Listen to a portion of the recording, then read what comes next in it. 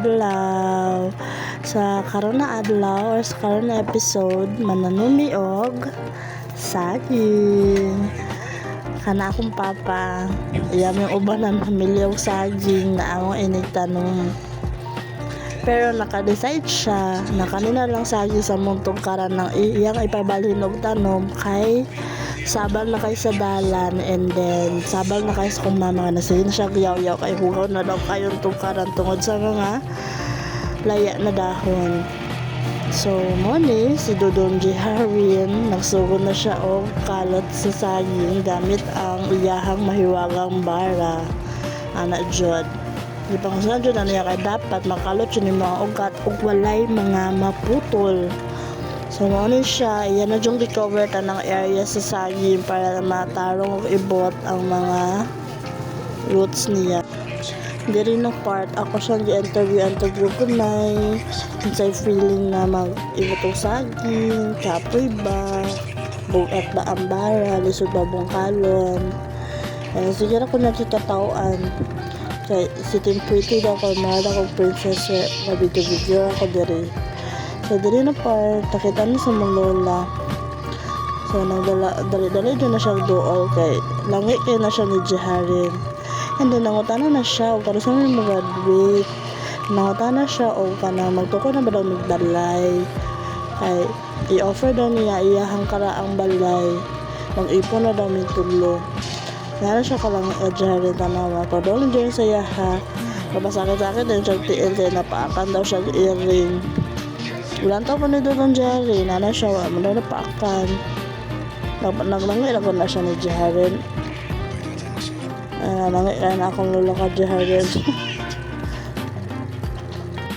The reason na nananomi o baby saging anak na adlaw is because nangayon mong kukog saging na buli sa kong papa para lutoon na mo konsumo sa boarding house.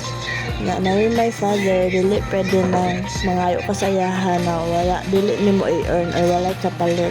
So since nangayo mo saging na bunga, dapat magkanon pa mi saging ikapuli sa bunga. Wala na siya tapos ara mi Dodong Jiharin ng saging ni agi mi sa balay sa kong lola o sa balay sa ako ang karaang balay sa kong manghod sa kong sister-in-law. Ubos ana amuan ang uma. Ako kayo na among kaumahan pero wala na siya na atin man kay akong mama papa hasta ang isuon niya dili into tanom-tanom. So hugo na yun na siya, and then mo na siya nakakita na og spot si Jiharin og asa nindot itanom ang baby saging. Masugod na siya og bungkal-bungkal dira din na sige siya biyaw kay dapat daw masakto daw din. Well gabungkal-bungkal siya ako pod uipot kaayo na sige po ibot-ibot ang mga namilit sa ako ang sanina kay Katol. Paglanta na ko balik sa iyahan ako na jud iyahang nabungkal. So sa pagtanom na sa saging ang ganang kinahanglan is kanang gamayng tubo bitaw anang mga guwang na nasaging mo na siya inyong marang sigli-sigling itanom ninyo din dapat na may bara ug kusog para mukalot.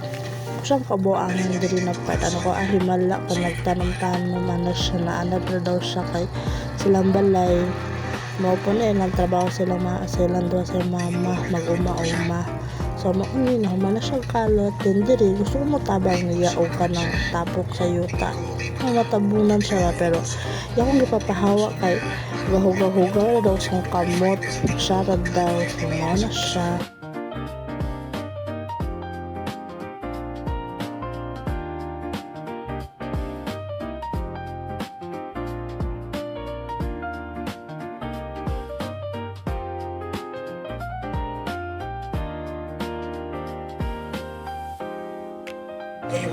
Pag human niya o pananom, ako siya kay pangatana, okay ra ba siya? Happy ba siya sa iyang ibuhat? Ano siya? Okay ra daw. Okay ra dyan siya.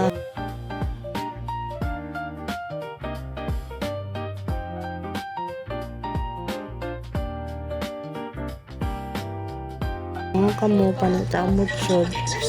Dili na part ako siyang i-interview sa iyang na-feel ana siya kaapoy daw. Bisag isa ra ganit yung saging iyang gitanom. Ito kami sa papa. Ano to pagbabalik? Apil-apil na ko video na ko sa ko. Wala ka na pong apil ko kaya para apil ko sa video. Then ano siya sa ligo. Sige ko nang ikatauan. Kay igo ra ako ka video pero naligo ra ako singot.